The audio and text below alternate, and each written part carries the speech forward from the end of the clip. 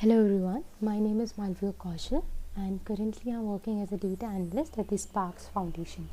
So today I'll be presenting you my task number 2, which is based on prediction using unsupervised ML. I've been given a dataset which is named as Iris, and I have to predict the optimal number of clusters, and I've presented it visually. So the first step is to import the following in the necessary libraries as you can see here, and then I have to import the dataset. I have imported a dataset which is named at Iris. Now I am going to read that dataset, and this is the head of the dataset, and you can see here the tail of the dataset. Dot shape is used here to know about the number of columns and rows which are there in the dataset. So these are the number of rows and these are the number of columns.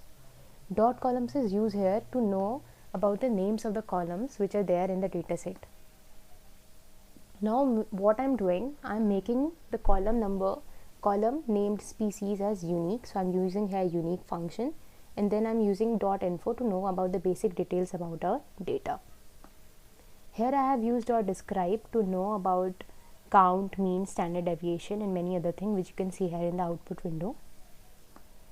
And now I'm going to drop the label column because we are using unsupervised learning problem.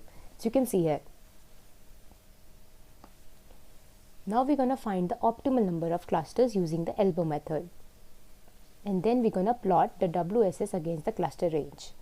Why we are calling it elbow method, as you can see it from the graph. It is forming a graph like an elbow, so it is called an elbow method. Step number 4 is applying k-means clustering on the data. So you can see here. And then at the end we have to visualize the cluster from this graph. So this was it, and this was the task number 2. Thank you.